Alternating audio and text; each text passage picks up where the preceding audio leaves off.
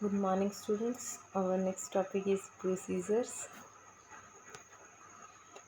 The importance of public reason was emphasized in the mundane procedure of assembly as well. तो क्या है कि जो पब्लिक रीज़न है या पब्लिक इंटरेस्ट है उन चीज़ों को ध्यान रखा जाता है, बहुत ज़्यादा बल दिया जाता है किन बातों पर, सांसारिक बातों पर, कि असेंबली जो बनी है, असेंबली जो फॉर्म हुई है उसमें जो रेलेवेंट या जो रिप्रेजेंटेटिव्स हैं वो क्या है, पब्लिक रीज़न को भी ध्यान में रखे। ठीक है, तो जो कॉन्स्टिट्यूएंट असेंबली थी उसमें क्या था, एट मेजर कमेटी थी डिफरेंट सब्जेक्ट पे, जिसमें कौन कौन थे, जवाहरलाल नेहरू थे, राजेंद्र प्रसाद, सरदार पटेल और B R Ambedkar main head थे। ठीक है, तो प्रेसिडेंट कौन थे, प्रेसिडेंट थे कॉन्स्टिट्यूएंट असेंबली के राजेंद्र प्रसाद और चेयरमैन थे बी आर अम्बेडकर। ठीक है, तो इस वजह से क्या था कि सब लोग मिल के बैठ के बात कर रहे थे क्या डिसीजंस लेने हैं क्या नहीं लेने। तो वैसा नहीं था कि हर चीज़ में सब एक दूसरे को एग्री कर रहे थे, डिसएग्रीमेंट बहुत ज़्यादा था। सरदार पटेल और नेहरू जी को लेके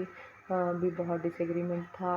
उससे अलग कांग्रेस और गांधी जी के तो बहुत बड़े क्रिटिक थे बी आर अम्बेडकर। तो इस वजह से क्या था कि सबको अपनी बात अच्छी लग रही थी, दूसरे की बात नहीं लग रही थी।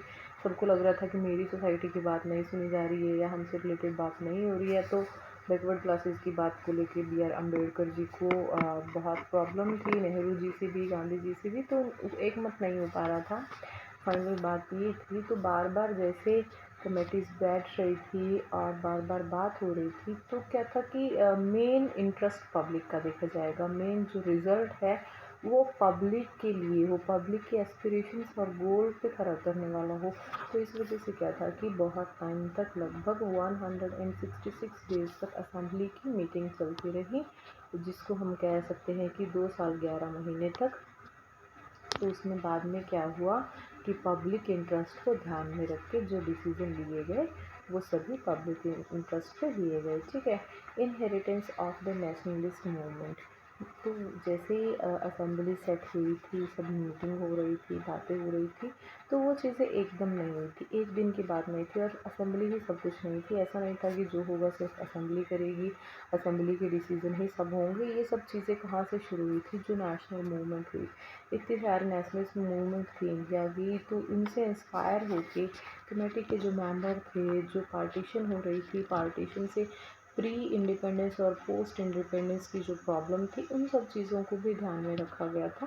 और उसके बाद क्या हुआ था कि मेन ऑब्जेक्टिव्स को रिजॉल्व किया था कि आगे अब हम क्या करते हैं, सारी बातों को हम एक जगह रखकर अपना कॉन्स्टिट्यूशन अच्छा फ्रेम करते हैं। और सभी मेन बातें जो हैं, जिसमें कि नेहरू जी की है ऑब्जेक्टिव रिजोल्यूशंस जिसमें लिए हैं, नेहरू जी ने जो एम ऑफ असेंबली थे वो डिफ़ाइन किया था, the resolution that define the aim of assembly, जिसको ऑब्जेक्टिव रेजोल्यूशन कहा गया है, ये 1946 की बात है। तो उसको भी उसमें रखा गया था, जिसमें मेन बातें क्या थी रिजोल्यूशन में कि कॉन्स्टिट्यूशन क्या है, एक इंस्टीट्यूशनल एक्सप्रेशन है जिसमें फंडामेंटल कमिटमेंट्स हैं, इक्वालिटी, लिबर्टी, डेमोक्रेसी, सॉवर्निटी और एक कॉस्मोपॉलिटियन आइडेंटिटी की।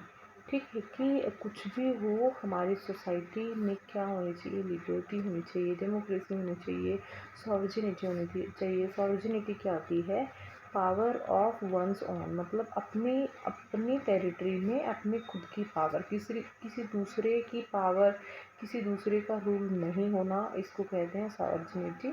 तो कॉन्स्टिट्यूशन में मेन बातें क्या थी, जो भी रूल्स हैं, जो भी प्रोसीजर्स हैं, उनकी एक मॉरल कमिटमेंट है कि गवर्नमेंट जो एस्टेब्लिश करनी है वो क्या है, वो प्रॉमिस करे और जो लोगों की नीड्स पे, लोगों के एस्पिरेशंस को जो फुलफ़िल करने वाली हो, और हमारे जो नेशनलिस्ट मूवमेंट्स हैं उनको भी रिस्पेक्ट करे और उनको भी सबसे पहले रखे, उनको आगे रखे, जैसे कि लोगों के एस्पिरेशंस को रखते हैं। तो मेन पॉइंट क्या थे ऑब्जेक्टिव ऑफ रेजोल्यूशन के, कि इंडिया क्या है, India is an independent sovereign and Republic.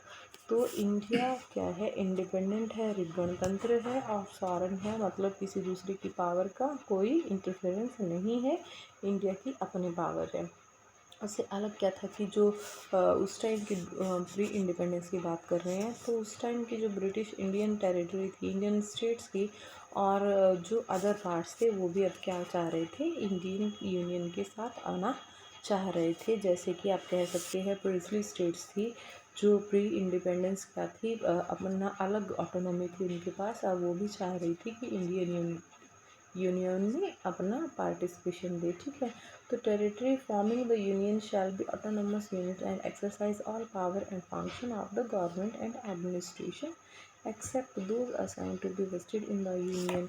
तो कमिटी में क्या हुआ था कि जो इंडिया की टेरिटरी है उसमें जो भी आ रहा है उन सबको पावर मिलेगी, फंक्शन मिलेगा, गवर्नमेंट में, एडमिनिस्ट्रेशन में उनको पावर मिलेगी, लेकिन जो यूनियन के साथ रहेगा यूनियन के साथ अपनी भागीदारी देगा। ठीक है, और सभी पावर है, अथॉरिटी है, वो क्या है, सॉवरेन है और इंडिपेंडेंट है। कोई भी चीज़ किसी दूसरे के अंडर आप ऐसे नहीं कह सकते कि किसी को किसी दूसरे के अंडर रहने की या किसी की गुलामी करने की नीड है। सबको इक्वालिटी और फ्रीडम मिल गई थी उस टाइम पे।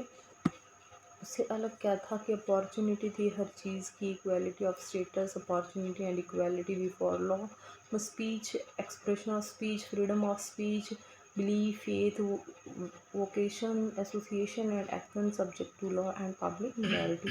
तो ये चीज़ें होती हैं किसी भी सोसाइटी में रहने के लिए बहुत ज़रूरी होती हैं कि इक्वालिटी होनी चाहिए, कानून की नज़र में सब समान हो। समान का मतलब ये नहीं है कि किसी को कुछ ज़्यादा रूल मिल गया तो वो भी इक्वल है, किसी को कम रूल मिले हैं तो वो भी समान। का मतलब है, इक्वलिटी का मतलब है कि चाहे कोई किसी भी जाति का है, धर्म का है, रंग का है, नस्ल का है, सब इक्वल है, मतलब सब इक्वल राइट्स को एंजॉय कर सकते हैं। The minority backward and tribal area, depressed and other backward classes shall be provided adequate safeguards। तो उस टाइम क्या था, जो बैकवर्ड क्लासेस थे या ट्राइबल क्लासेस थे, शेड्यूल क्लासेस थे, उनको इतना पार्टिसिपेशन नहीं मिल रहा था, तो उनकी वेलबींग के लिए, उनकी भलाई के लिए उनके कुछ स्पेशल राइट्स उनको दिए गए। तो उनकी मेन बात थी कि उन लोगों को सेफ गार्ड किया गया। The territorial integrity of the republic and its sovereign rights on land, sea and air shall be maintained according to justice and law of civilised nation.